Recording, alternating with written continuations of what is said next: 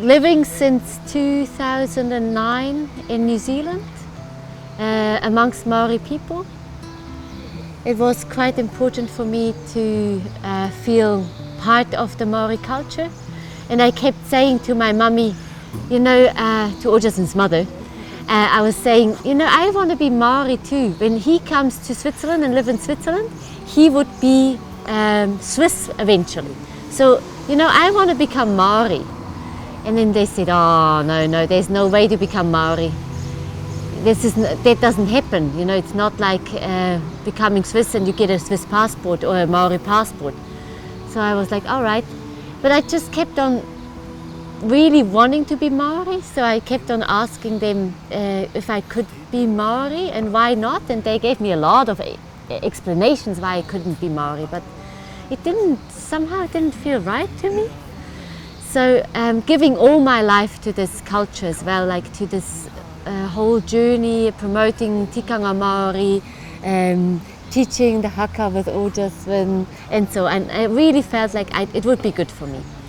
So well, after many discussions, many hours of hearing no, it's not possible, they finally came up with the idea they could give me a name. I didn't know anything about it. We arrived late to this event in the morning and they were all standing there. Now we got a surprise, and I was like, wow, what is it? So I walked up there and they presented me with a little taonga, was a waka, with 3 kete, 3 baskets of knowledge, and they was gifted to me with this new name, Waimaania. And they explained to me why water, Mania as a gentle form of a pioneer. Because Mum said she feels me like a pioneer, but not, you know, not a one that is trying to break through, but somebody that is softly coming in. So, and the why, because they explained I came across the waters, so they wanted to honor me coming from the other side of the earth with this name. When we actually, Ojasvin called Shin straight away. He said, listen, Iris got a new name, she's now Waimaania. What do you think about it? He wanted to have approval. So Shin said, oh, yes, this is a good name, Waimaania, and he explained the meaning, and as far as I remember, after the vowels, he said, it's the one who brings from the deep ocean, from the murky waters, the things up into the light. So that was what was given to me. And the change of the work, I was kind of having interesting experiences. Because I feel I have more strength and I stand there more. So it really, for me, it helps me to stand in front of the people with our work that we do around the world. We can see it. Oh, that's beautiful. So it can be seen. From my understanding in our culture, when you have the elders or the family supporting you, this gives you another strength, another standing, especially in our work around the world. So when my wife received this Māori name, it showed that she was given the blessing from my family, from my mother, my father, all the elders and all the family. And this gives you a big strength of support, especially when you know you're working around the world and bringing elements and tikanga from our culture. This helps you to stand strong in the world when you know that your family, your tribe, your people are behind you supporting this work. So I saw a change when she received this name, like initiation.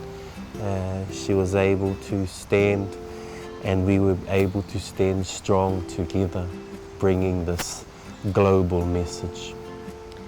I think what is important too, it was given to me at the end of a workshop, of a karanga workshop, where I was learning about Maori culture, but also about how to do the calling of the grandmother.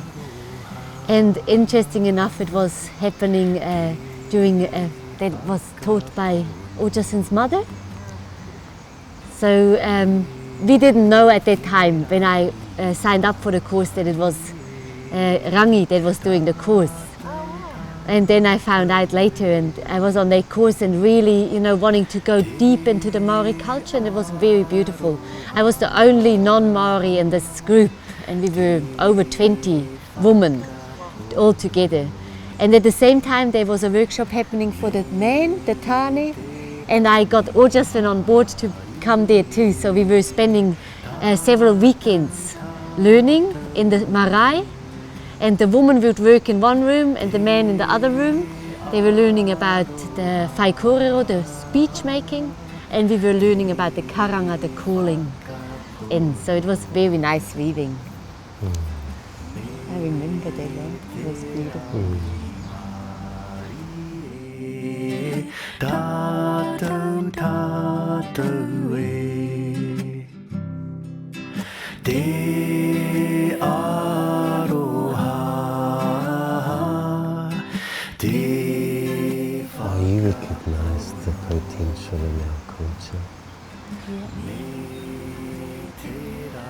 You just been saying, when I met Ojasvin, I saw what the Maori could give to the world, actually, to all the people.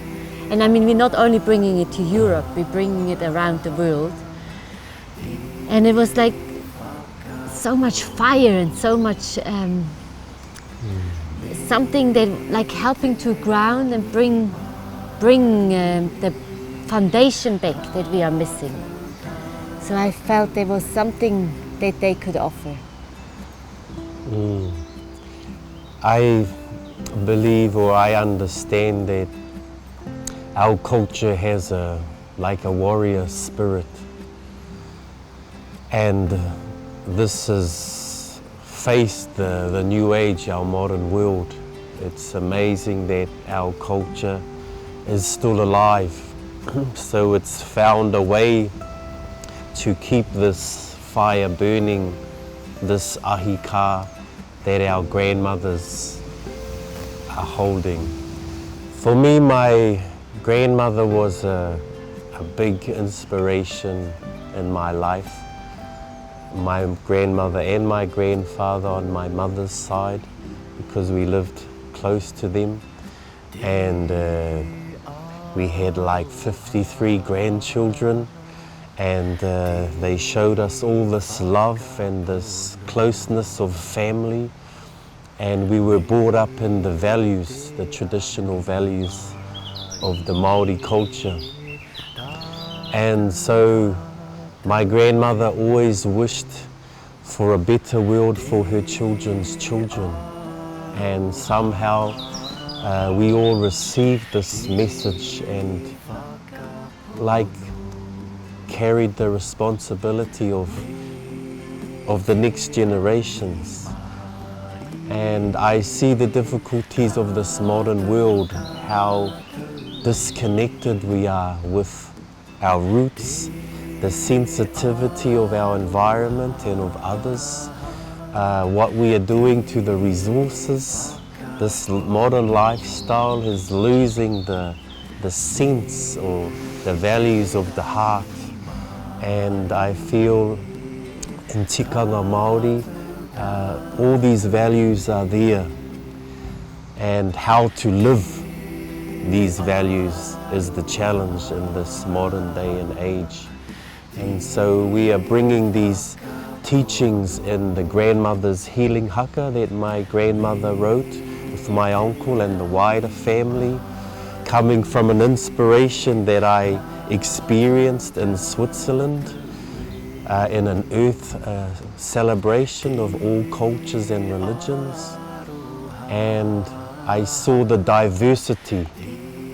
Today it's like a monoculture, trying to create one culture, but in the nature it's completely diverse, but it's working, and the cultures are an expression of different aspects of our world.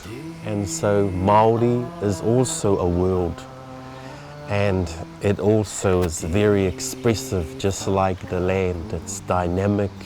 There's volcanoes, there's ocean, there's wind, there's forests, big trees.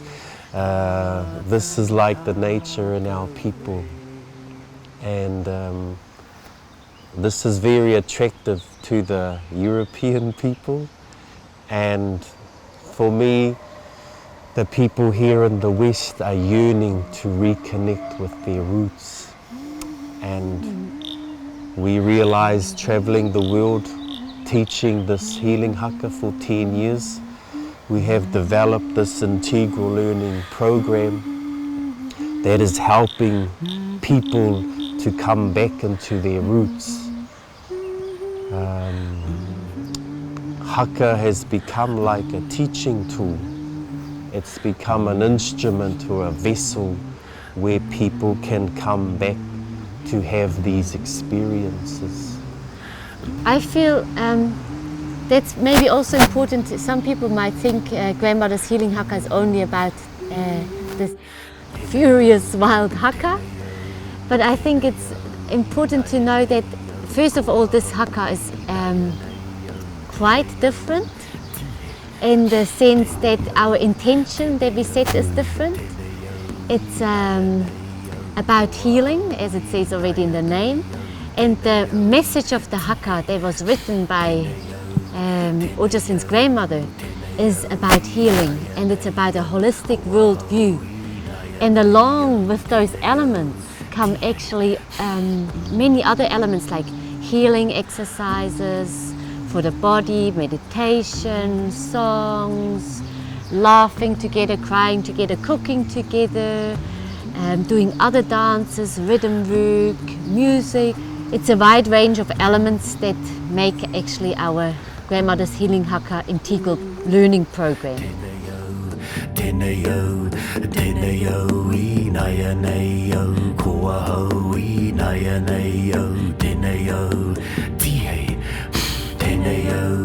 By you asking me this question, I remember in India one time when I went with Ojasvin and Shin to India in 2005, I think. He told me, he said, I want you to become a beautiful Shakti. And I thought, well, what does that mean?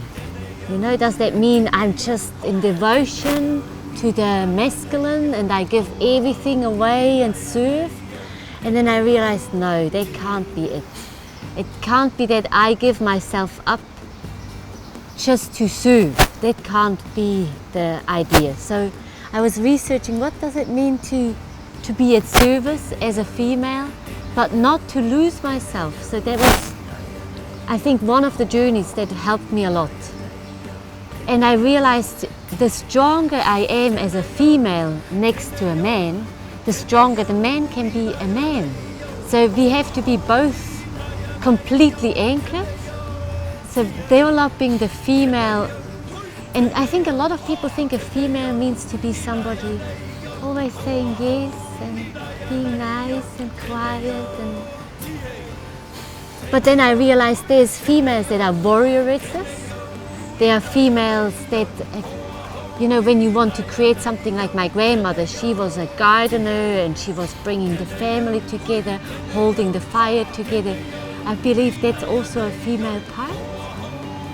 So, I mean, there's many expressions of being a female, and some females might be very gentle and soft and nice, quiet, But some females need to be expressive and showing it into the world with the strength. And like Mother Earth, she has many expressions, like there's mountains, there's soft lakes, rivers flowing wild through the countryside, trees that are standing tall. There are all these different expressions of a female as well.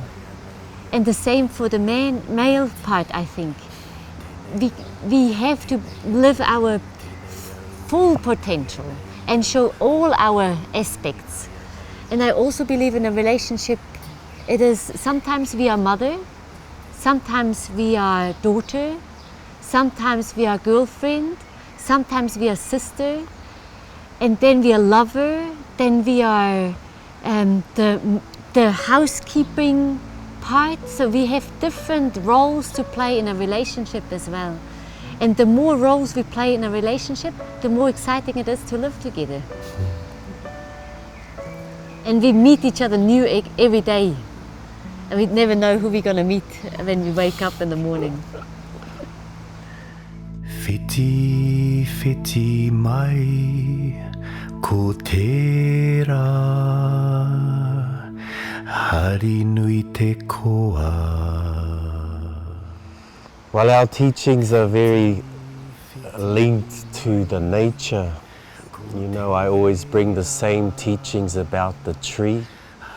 The tree we see standing upright and the crown and the branches reaching into the sky, and we admire what we see, and it's like the male aspect is in your face and everyone sees it. But the female aspect is more hidden. It's more sometimes subtle or not in the front. She's like the aspect of the roots. She's actually holding the tree upright. So it's like the feminine aspect is more hidden. It's inside. And you know, around the world I've experienced so many men have this kind of strong exterior, but inside they're very sensitive. But this modern world, they think it's a weakness. But in our culture, when you see tears, it's something very good, because we say it's spirit, it's water, it needs to flow. The truth needs to come from within and it needs to come outside to the light. And so I feel men need to connect with this soft part. It's not a weak part, it's a very strong. Water is very strong. Water can move mountains. And so nature is showing us this aspect of this balance and this harmony of this male aspect and this female aspect. We have two sides of the brain that's communicating. If we stay in one part of the brain, we're not fully functioning in our true potential. So it's necessary that we acknowledge all parts of who we are. If it wasn't for our mothers, we wouldn't be here. We need the female aspect, and this is something that's very sacred, and we are coming into a crucial time now that we have to take responsibility and look at these things, because we are losing our world. And it's because of the humanity have lost this nature, this inner nature. They have lost the connection with the nature. And this is important, that we need to look at these things today. Just wanted to also a message for the female, because I find often that, as you were mentioning, that the feminists, we sometimes think we have to overtake. And I believe it's not the time of overtaking, it's about finding balance between the female and the male, and going alongside with the man and helping the man to become strong again in being true good fathers, husbands, partners, friends.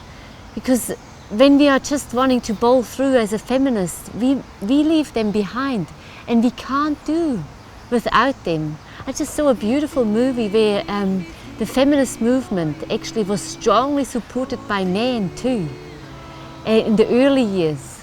And those women that were strong in achieving big things in the feminist movement were the ones who had their husbands behind them. So I believe we have to go together and have to respect each other for who we are and for what we help each other with. Because I can't do what I'm doing without Ojasvin. And me the same. Thank you. For me, a big message from my understanding today, what's difficult is what I've observed in our traveling around the world, teaching together for 10 years, going into 18 countries. We observe that this modern day consciousness is very anchored in the head. This is the intellectual center. And if you research many of the old cultures, the ancient cultures, they always say there's 3 centers of consciousness. There's the center in the head, which is very intellectual. They call it a optical reflective intelligence. So it has to reflect the information that's coming. And so you're separating everything. So most people in this modern day and age are anchored in this center. So they will always separate things. So I'm a person, I'm a human being, and I would like to have a spiritual experience. Already they're separating things. So they think they're separated from spirituality. But in the ancient understanding and in the old cultures, everything is spiritual. We are a spiritual being having a human experience. And this is what's magic about the Haka, because a lot of people come with their pens and their books and they've read a lot and they know everything. And we start to say, well, your intellectual center might know a lot, but then there's the heart center where you feel them. You feel the information, the morals, the values, your intuition. You start to, it's another world, it's another level. And then the Haka creates family. You do it together, you move together, you create rhythm together. And slowly you come into the body. And the body is working with the nervous system. So you can connect to this world and connect to the nature. And everything's written in the body. And you're activating the DNA that holds ancient ancestral memories of all their past experiences. So you're opening up this huge consciousness, which is much bigger than this intellect in the head. But we need this one, it's part of who we are. But we don't need this one to govern all of this other levels of consciousness that it doesn't understand, because it belongs in the body or it belongs to the heart. This one will still never understand what is love, but you will feel it in the heart and you will experience it in the body.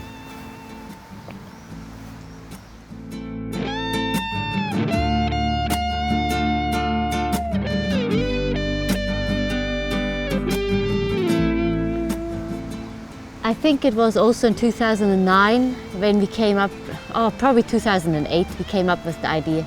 We met so many people around the world that said, oh, I've been to New Zealand. I said, yeah, have you met any Maori? Oh yeah, I've been to Aotearoa and have seen the cultural shows.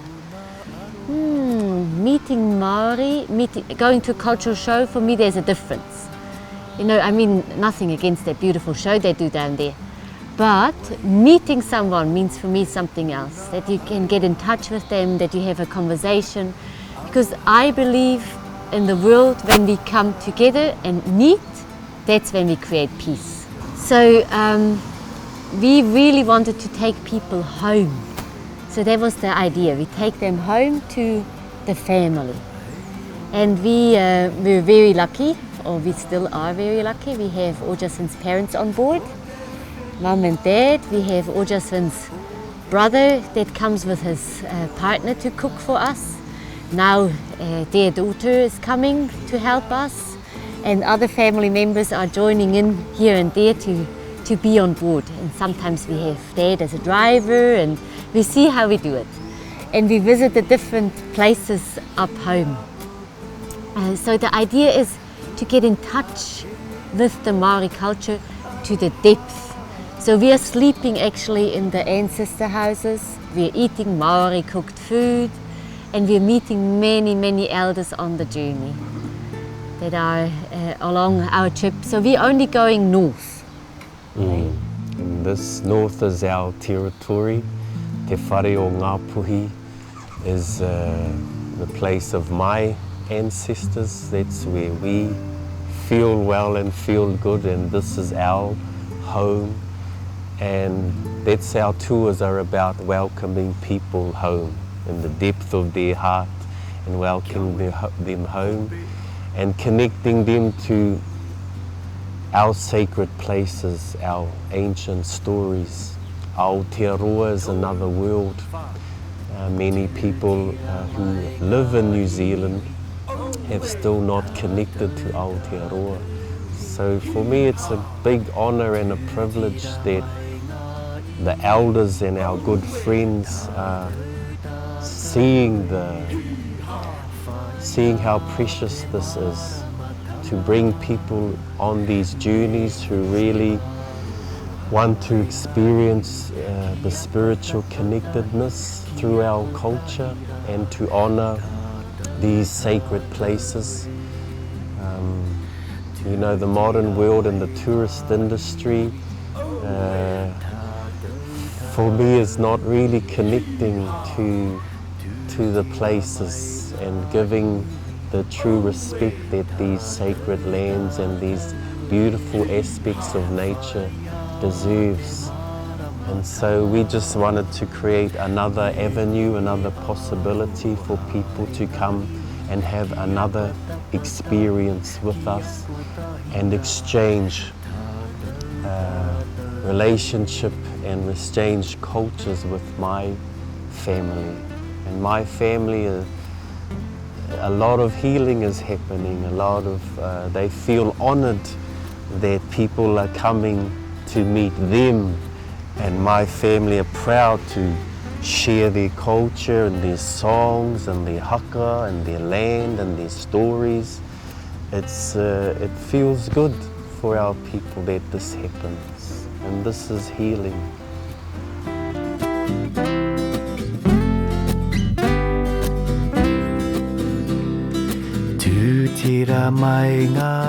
Here in Thônes? I think it's beautiful that we are just here in Thônes, where we just started the day. Haka Rongo Aio. The slogan was dance your life into peaceful harmony. Dance your life into peaceful harmony. Haka, activating the fire, igniting this spirit. Rongo, to listen, to harmonize. Aio, this divine tranquility. So it wasn't easy for people to join. We had to give them a wero, a challenge. So each participant who wanted to participate in this 3-year formation had to write a letter of motivation. So we would only take people on board that were really committed to this thing, because we don't want to have 3 years with somebody that is like half there, half not there. It's about decision for us, if we want to create a world or a reality, you have to decide and then you create it. And so Haka Rongo Aio is, we have many tools, we have many exercises, and it's about activating this potential. And this group that has gathered, a big group, we feel this amazing potential, this amazing vessel, this waka, this boat of amazing creativity. And we're very honoured to go on this journey with everyone and bringing our tikanga, our cultural, traditional values that will help people to anchor it into their lifestyle. So that's actually the base, the tikanga Maori, the Maori value system and Maori spirituality are building the base of this formation, but it's with the aim for each one to find back his own roots, in what direction ever it goes, just following their own ancestry and finding out where they come from and where they want to go to, because they will want to create their own prayers, answers, even though it's nearly they can't imagine at this time.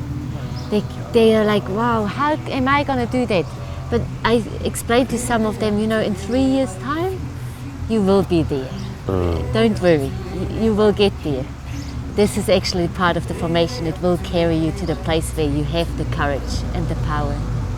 So they will think it, they will feel it, and they will experience it in the 3 years. 3 centers. In the 3 centers. In 2018, we would like to start the second formation.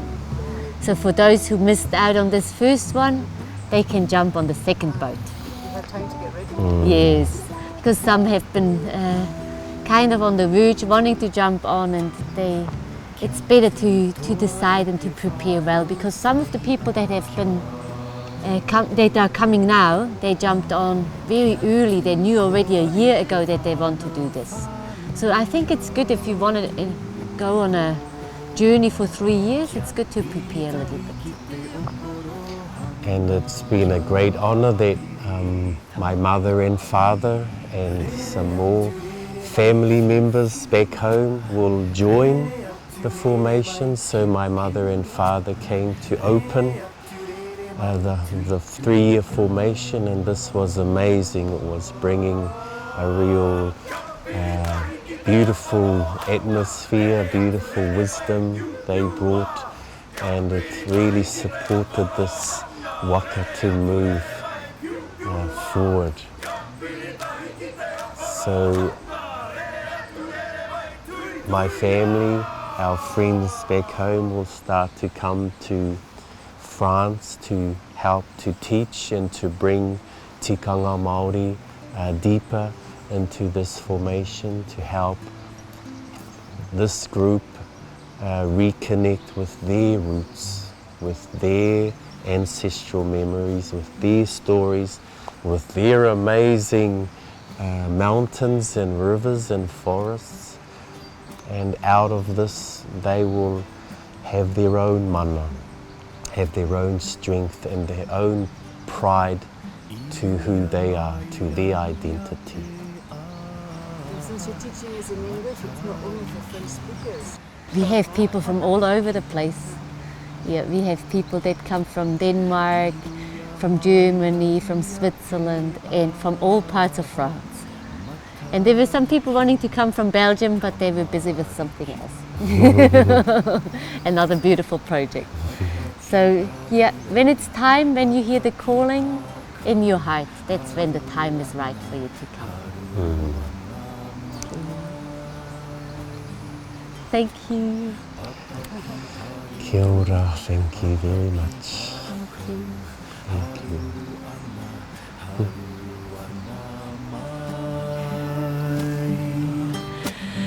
Iruia mai rangi a te aha, matariki, atari Iruia mairangi Aotearoa Matariki Tamariki